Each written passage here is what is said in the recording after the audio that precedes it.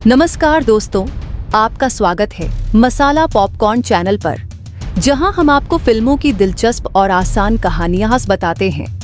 आज हम एक ऐसी फिल्म के बारे में बात करेंगे जिसका नाम है आउटलैंडर, जो विज्ञान, ऐतिहासिक रोमांच और दिमागी संघर्ष का एक बेहतरीन मिश्रण है।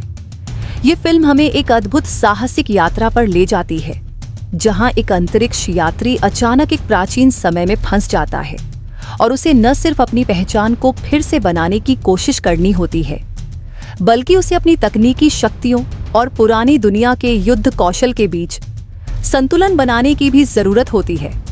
तो चलिए जानते हैं इस फिल्म की पूरी कहानी।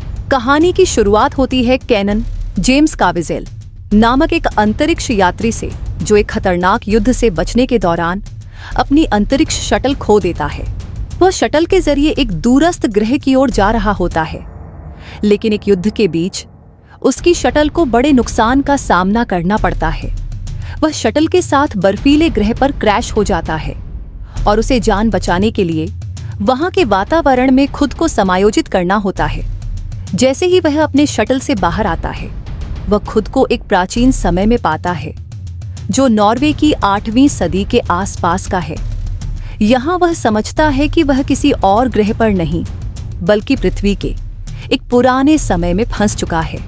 इस नए समय में पहुंचकर कैनन के पास न केवल अपनी शटल को फिर से बनाने का संकट है, बल्कि उसे इस दुनिया के लोगों के साथ तालमेल बैठाने और अपने अस्तित्व को बचाने की भी आवश्यकता है। उसकी स्थिति और उसकी चिंताएं अब पहले से कहीं ज्यादा जटिल हो जाती है। यहाँ के लोग उसे एक अजनबी की तरह देखते हैं और उसे इस नए समाज में अपना स्थान बनाने में कठिनाइयां होती हैं। उसकी सबसे बड़ी चुनौती ये होती है कि वह यहाँ के लोगों को अपनी अंतरिक्ष से आई तकनीकी क्षमता से परिचित कराए बिना खुद को इस समय में कैसे जीवित रख सकता है।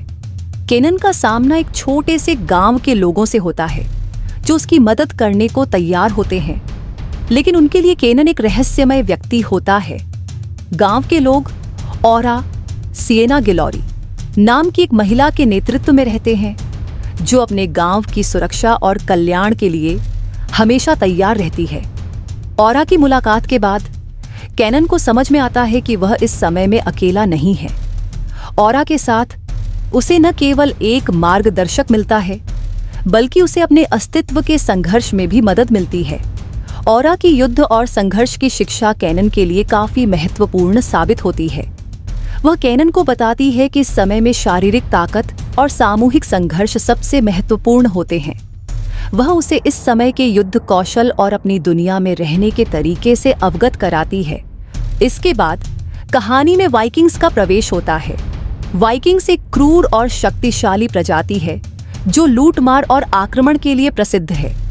इनका नेता हस्क जेफ्री डीन मोर्गन्स है, जो एक खतरनाक और अत्यधिक शक्तिशाली व्यक्ति है। हस्क को केवल युद्ध में जीत हासिल करने की चाहत होती है और वह अपने आदमियों को युद्ध में झोंकने के लिए तैयार रहता है। हस्क का चरित्र जितना डरावना होता है, उतना ही वह अपनी क्रूरता के लिए जाना जाता है।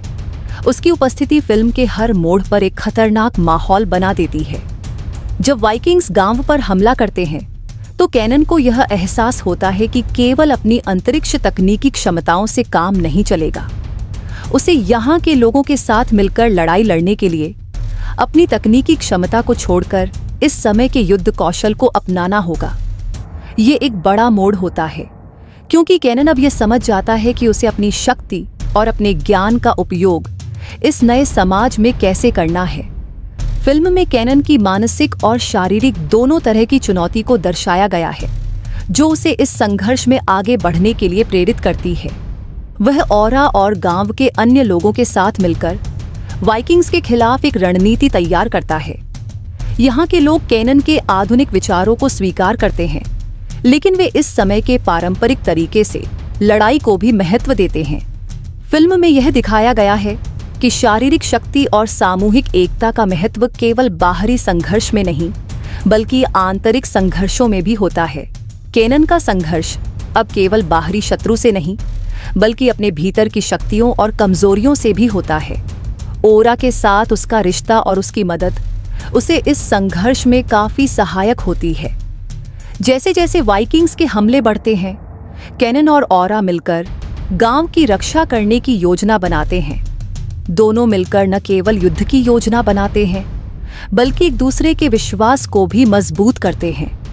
ये फिल्म केवल बाहरी युद्ध की कहानी नहीं है, बल्कि यह हमें यह सिखाती है कि मानसिक और भावनात्मक एकता भी उतनी ही महत्वपूर्ण होती है जितनी शारीरिक ताकत।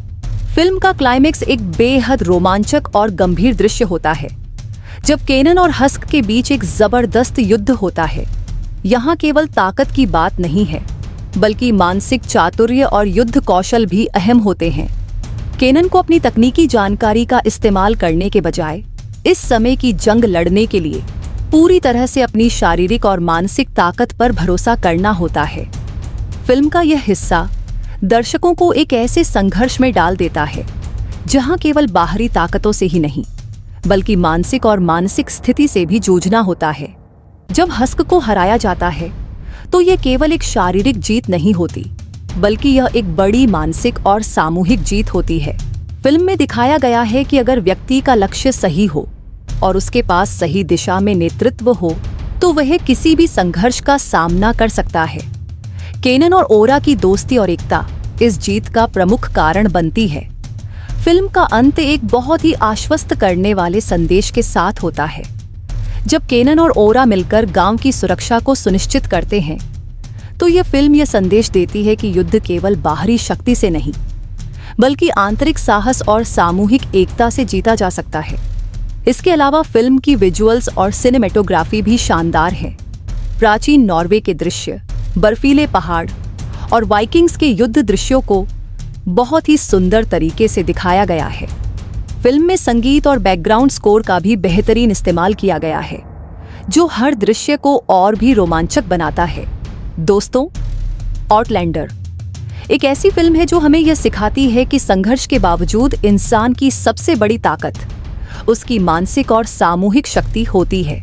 चाहे आप किसी भी समय में हो, अगर आप सही दिशा में सोचते हैं और एकजुट होकर काम करते हैं, तो आप किसी भी कठिनाई का सामना कर सकते हैं।